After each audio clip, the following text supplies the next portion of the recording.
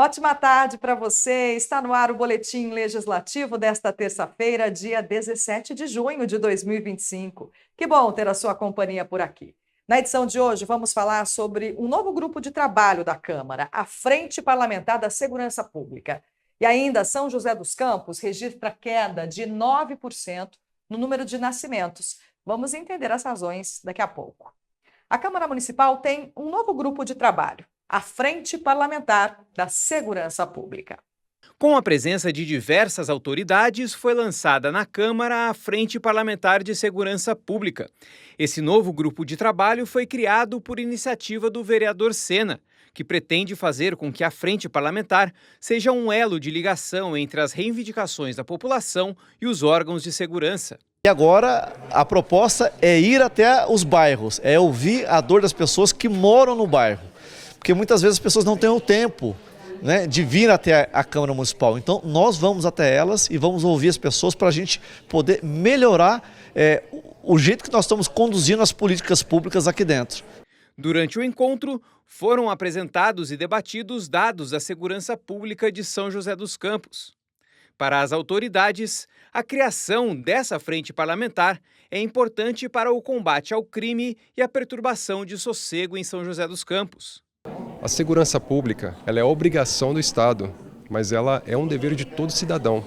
E quando a sociedade está organizada, ela transforma a sua cidade, a sua localidade, em uma cidade mais forte. Não só em segurança pública, mas em vários aspectos. Então essa frente parlamentar vem ao encontro de toda a filosofia da Secretaria da Segurança Pública em promover mais segurança, né, ao cidadão lá na ponta da linha, lá aquele cidadão que está no bairro, pensando localmente para agir globalmente. A criação desse evento de hoje é de extrema importância.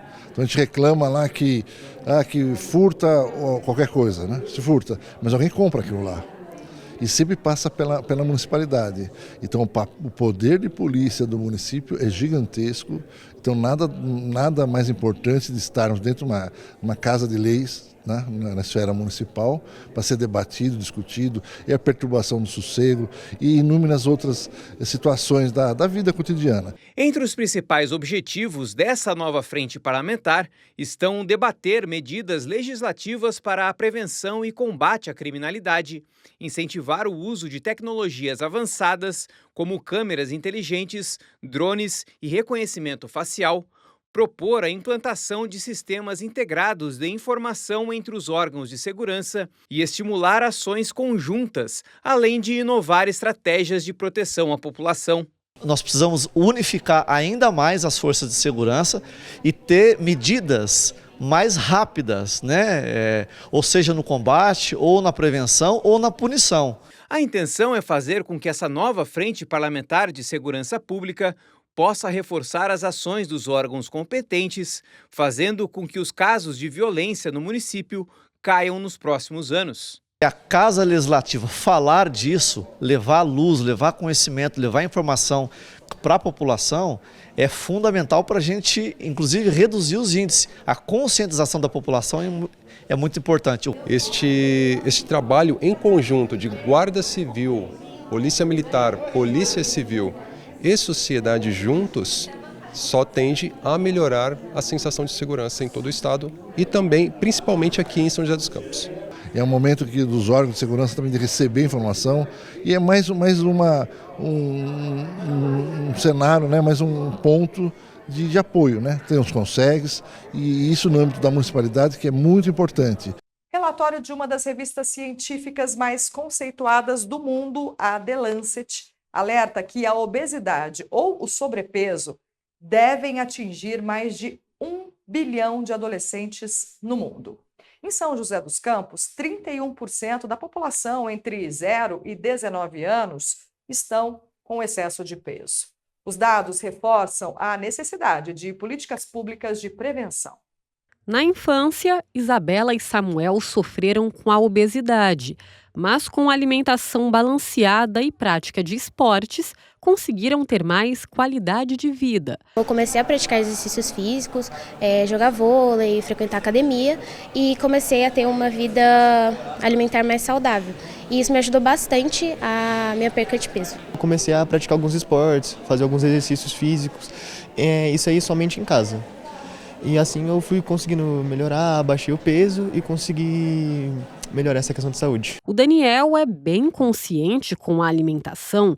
Ele costuma comer de tudo um pouco e organiza a rotina para aliar estudos e exercícios físicos. Eu controlo o meu horário de lazer, meu horário de exercício e meu horário de estudo, para que eu venha conseguir tanto desenvolver lá onde que eu faço meus esportes e também no ambiente escolar.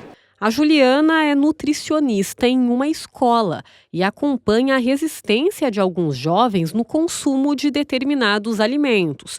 Para ela, é fundamental que as crianças e adolescentes sejam, desde cedo, incentivados a uma dieta saudável, um trabalho de educação alimentar. Nós percebemos que existe uma resistência quando o aluno vem para nós, assim, de uma outra escola, ou quando ele não tem o hábito de comer a merenda.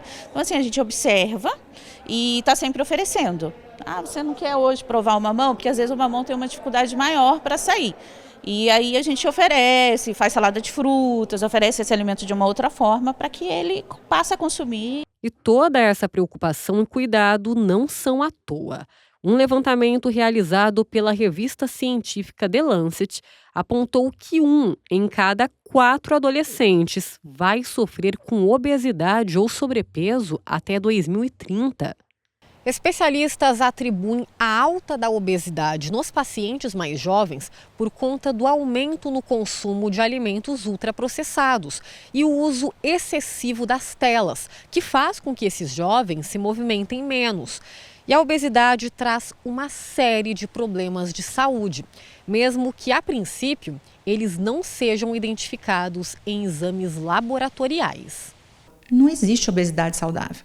Você pode ter todos os seus exames normais, mas o fato de você ter a sua obesidade faz com que você tenha alterações no funcionamento do fígado, alterações no funcionamento da insulina, você pode ter alterações ortopédicas por conta do excesso de peso, apneia do sono. Então, a gente tem várias outras situações que são derivadas da obesidade que você não vai ver de forma laboratorial. E a médica endocrinologista vai além. Até a rotina da mãe na gestação influencia nos hábitos alimentares dos filhos, além, claro, do exemplo em casa. Ter uma alimentação adequada, não ter muito ganho de peso durante a gestação, porque isso sim interfere na memória metabólica desse bebê que vai nascer, né? Nasceu o bebê, então focar no aleitamento materno exclusivo até o 6º mês de vida, isso previne e muito a obesidade, né? Depois disso, na introdução alimentar, ter uma introdução alimentar adequada, respaldada, né? E depois, enquanto família, planejar a alimentação da família, né? Então, comprar fruta, verdura, legume, ter para a criança poder comer, né? E ser exemplo. Então, não adianta você querer que seu filho coma alface, tomate, pepino, se você não come. Família, sociedade e as escolas devem se mobilizar na defesa de uma alimentação saudável para as crianças e jovens. Uma lei complementar, aprovada na Câmara, criou na cidade o Conselho de Alimentação Escolar. O objetivo é fiscalizar e controlar a aplicação dos recursos destinados à merenda e promover a elaboração de cardápios balanceados, com preferência para produtos in natura, aqueles obtidos diretamente da natureza. No cardápio, nós temos as opções de frutas, legumes e verduras todos os dias. Então, praticamente todos os dias tem 2 opções de fruta, 2 opções de hortaliças. A obesidade é um problema de saúde pública. Para os vereadores da Câmara, o Legislativo precisa fiscalizar, incentivar e promover políticas públicas de conscientização. Os parlamentares ainda defendem a participação de um nutricionista na elaboração do cardápio nas escolas. estimulando mais o esporte, as crianças, fiscalizando, né, os serviços públicos na área da saúde, se realmente estão funcionando.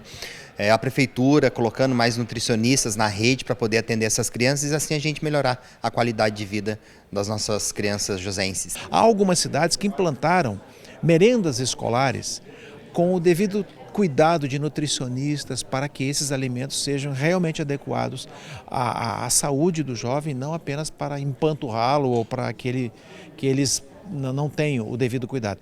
A gente tem esse zelo e toda vez que for necessário nós vamos apresentar projetos dessa maneira. Diante desta realidade, o Conselho Federal de Medicina flexibilizou as regras para a realização da cirurgia bariátrica e reduziu a idade mínima para 14 anos. Assunto para o Boletim Entrevista.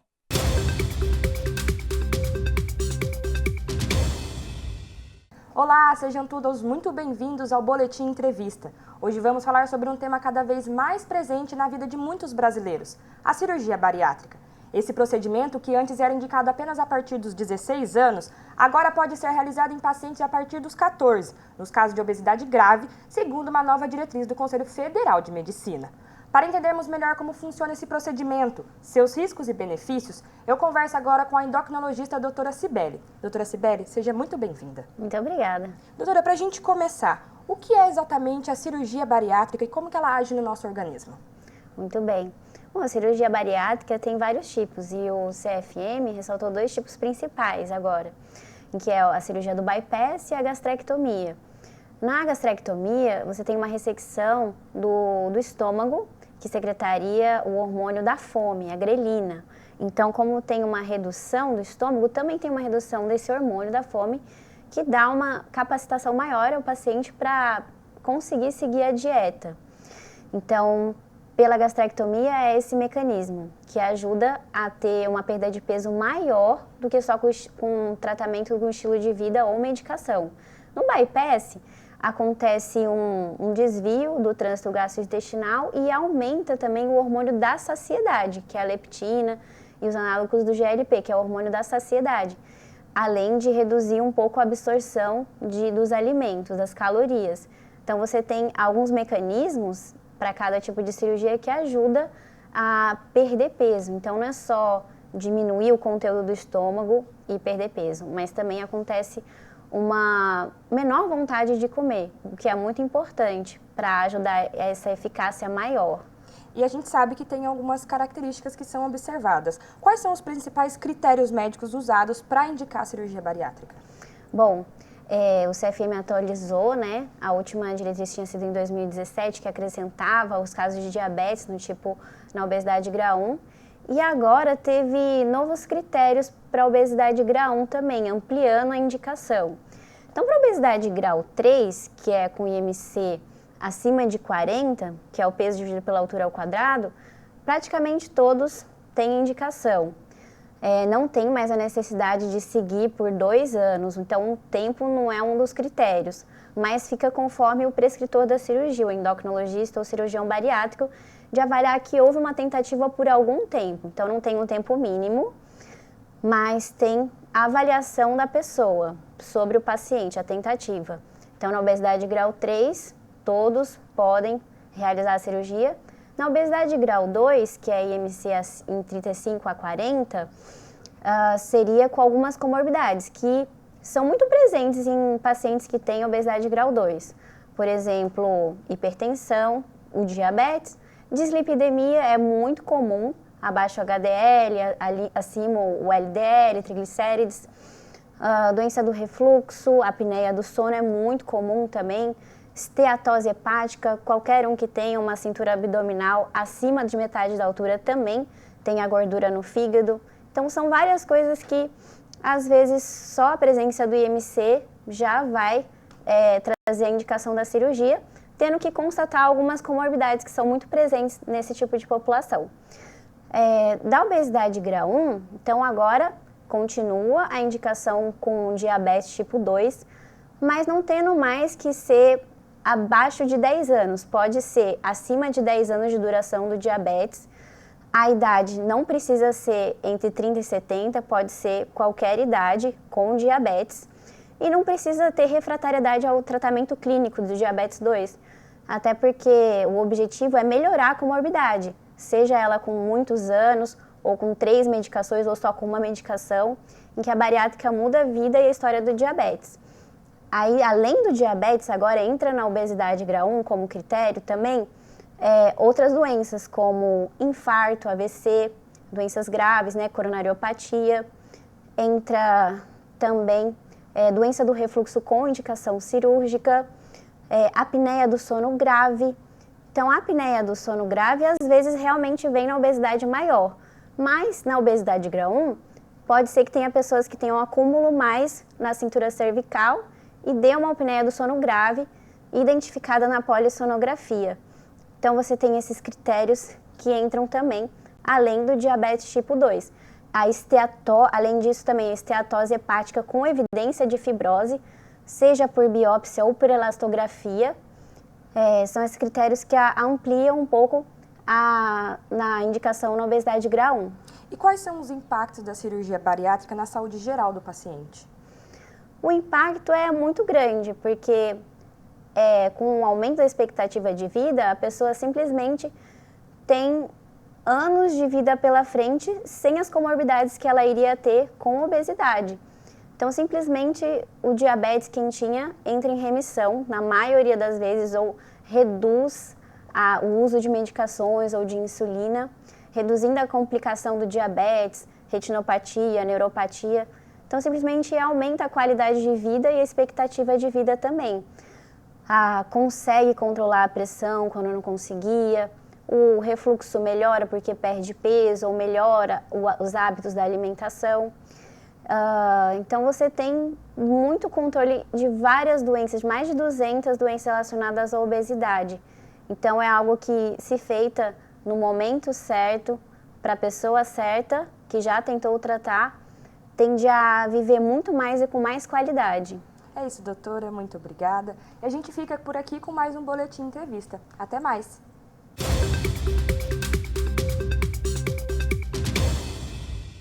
E terça-feira é dia de falar sobre cuidado e bem-estar no quadro Pílulas de Saúde.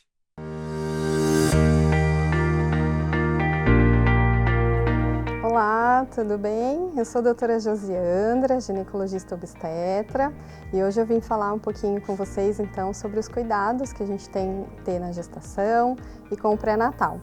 Então, assim que a paciente descobre a gestação, é importante procurar um profissional que ela tenha confiança para poder fazer os exames laboratoriais e também já ficar com um pedido de ultrassom, para depois poder ver se está tudo bem com o bebê, se não tem nenhuma área de descolamento, se esse embrião está se desenvolvendo bem saudável aí na gestação inicial. E depois o acompanhamento do pré-natal é feito sempre uma consulta uma vez por mês, ou se o médico achar necessário, também curta um pouquinho esses intervalos. E lá para o finalzinho da gestação, a cada 15 dias, e depois uma consulta semanal, para ver a vitalidade desse bebê, como é que está o ganho de peso, o líquido, se a paciente já está começando a ter alguma contração.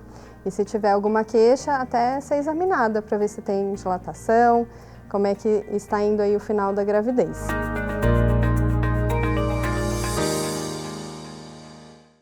Nos últimos 4 anos, o número de nascimentos em São José dos Campos caiu. De acordo com registros em cartórios aqui da cidade, a queda foi de 9%. Uma tendência que, de acordo com especialistas, deve continuar. Como projeto de vida, a Amanda decidiu apostar na carreira profissional. A advogada criminalista e de família nunca sonhou em ser mãe. Enquanto a maternidade ainda é vista como realização para muitas mulheres, para ela nunca foi uma opção. Tem dia que eu saio 6 da manhã e volto 6 da tarde, 7, 8. Então, em que momento que eu iria maternar? E aí eu percebi também que eu teria sempre uma culpa. Ou a culpa de não estar tempo suficiente com o meu filho, ou ter que abrir mão do meu trabalho, que para mim é como se fosse um filho, para estar com o meu filho, de fato, em casa. Então, assim, quando que eu teria um tempo para mim, enquanto pessoa? Amanda faz parte de um movimento crescente entre mulheres brasileiras. Em São José dos Campos, o reflexo está nos números. Os cartórios da cidade registraram que os nascimentos caíram 9% em 4 anos. de 8.995 em 2021 para 8.127 em 2024, uma tendência que veio para ficar. O Brasil era um país de jovens, né? A gente tinha uma base piramidal muito grande e o topo da pirâmide com poucas pessoas. Hoje não é mais a realidade. Cada vez mais essa pirâmide, vamos colocar entre aspas, que ela deixa de ser uma pirâmide, mas ela vai tendo outras nuances, populações de média idade crescendo, populações mais velhas crescendo, e sempre a tendência que os avanços tecnológicos, a perspectiva de vida do brasileiro hoje é muito maior do que alguns anos atrás. Então, a tendência é que nós tenhamos uma sociedade de gente mais idosa, de gente mais velha mesmo. Entre os principais motivos para a queda na taxa de nascimentos estão o alto custo de vida, o acesso fácil a métodos contraceptivos ou simplesmente mudanças de prioridades. Um outro aspecto que é muito importante, eu acho, é a mudança da nossa sociedade de vida rural para a vida urbana. A vida urbana, ela exige muito mais gasto, exige muito mais cuidado do que a vida rural.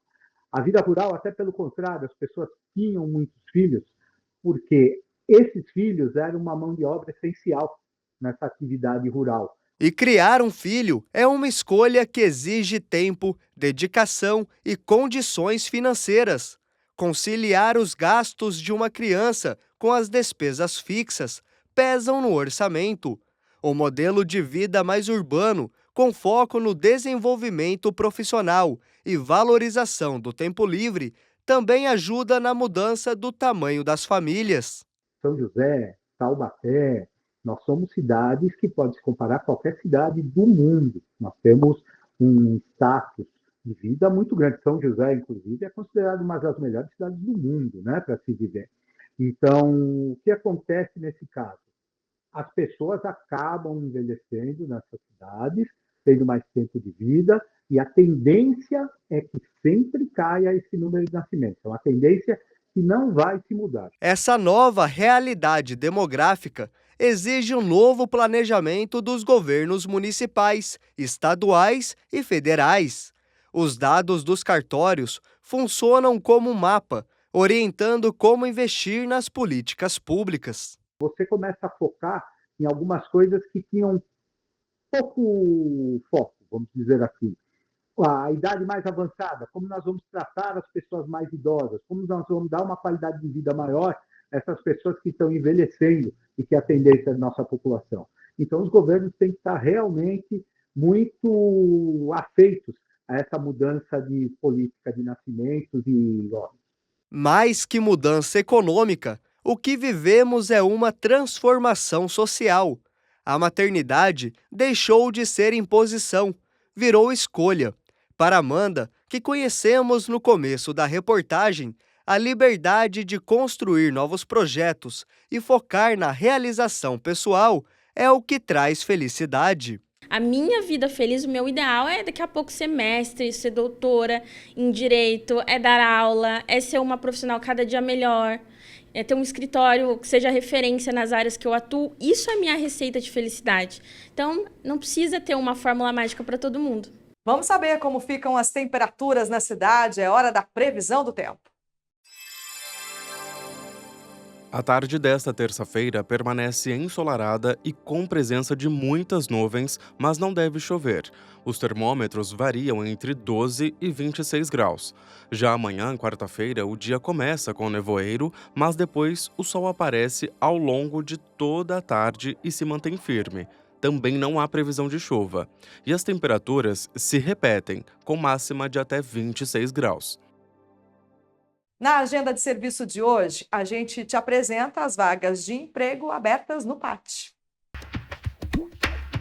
O PAT, Posto de Atendimento ao Trabalhador de São José dos Campos, tem oportunidade de emprego para acabador de mármore e granito, ajudante auxiliar de bar, ajudante de carga e descarga de mercadoria, ajudante de churrasqueiro, ajudante de obras, apontador de obras, assistente de logística de transporte, atendente balconista, atendente de lanchonete, auxiliar administrativo, auxiliar de almoxarifado, auxiliar de cozinha, auxiliar de feirante, auxiliar de limpeza, auxiliar de manutenção de edifícios, auxiliar de pedreiro, auxiliar de planejamento, auxiliar de serviços gerais, balconista,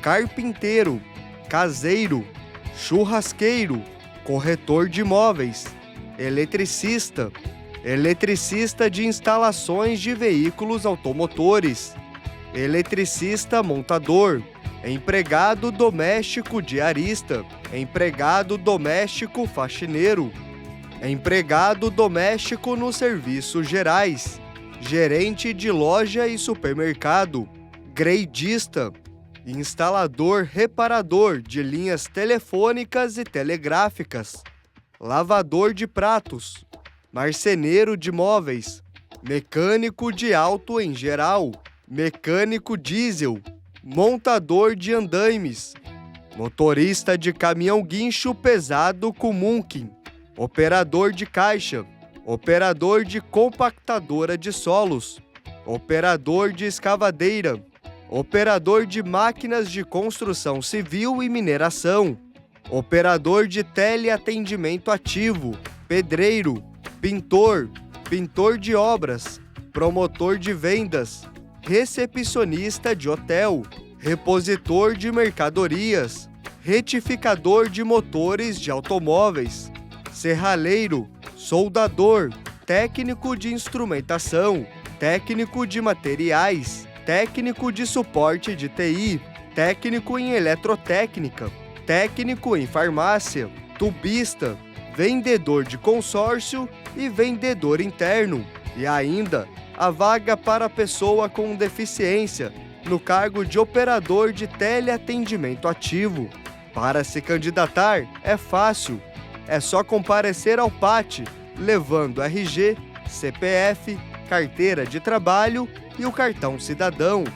O PAT fica na Praça Afonso Pena, número 175, no centro. O Boletim Legislativo fica por aqui. Muito obrigada pela companhia. Todas as reportagens vão ficar disponíveis lá no nosso canal do YouTube TV Câmara SJC. Amanhã estaremos de volta. Até lá!